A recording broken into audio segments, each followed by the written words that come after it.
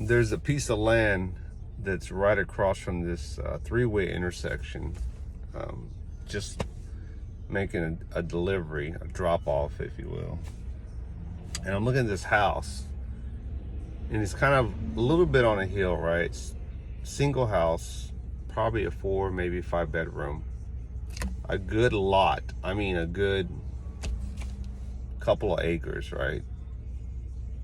Just flat, open lot. There's a trail driveway that leads up into the house. A little bit, not one of those long country ones, right? But I can see it from here. But there's a good distance, right? There's a gate that's closed. Obviously, you have to open it and close it behind you. Looks like maybe one of the automatic ones. Anyway, there's so much development going on around here where I'm at right now, making the drop off. There's so much development going on that it's crazy, because it's like you can stay in one place as a person. Like, I'm not going to change. I'm going to live old school. I'm going to do things the way that I want to do them, blah, blah, blah.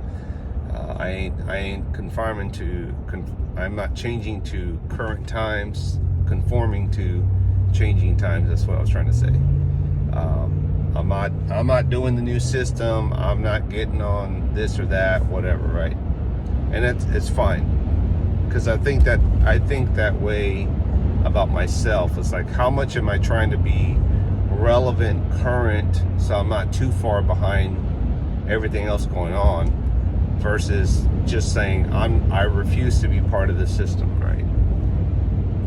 And I think about that house, because I would love to live in just a couple of acres, single house, and there's wide views from all directions, right? It's not like neighbor, right?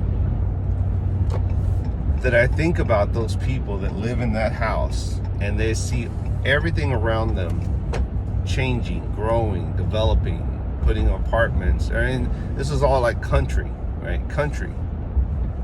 To go from the life that you once knew it was to seeing it change right before your eyes. Like, you can cut off and say, this land right here will stay the same. I'm going to keep it as it was 20 years ago. And you can do it. It's certainly doable, right? You can create your own kingdom, your own little couple of acres or whatever of land. But the rest of the world is changing. You cannot stop that, right?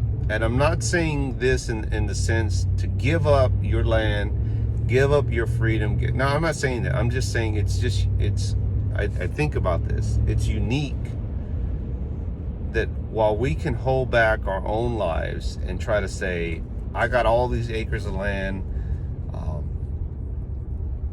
right? I'm not changing. And that's fine. But the rest of the world's changing, right?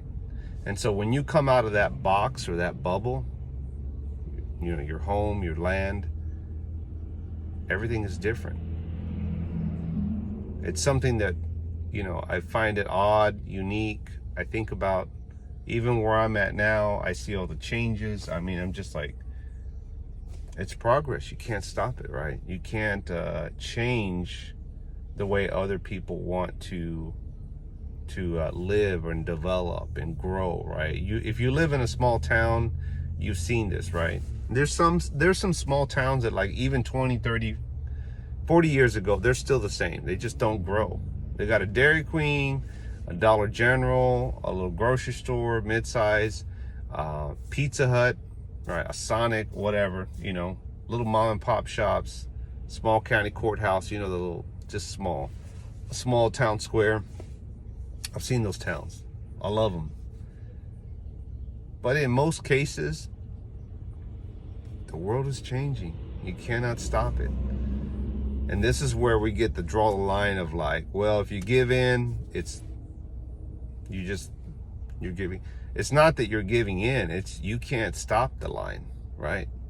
You can't change it. You can't move it. The line is there. And it's getting closer to your front door. That's all I'm saying.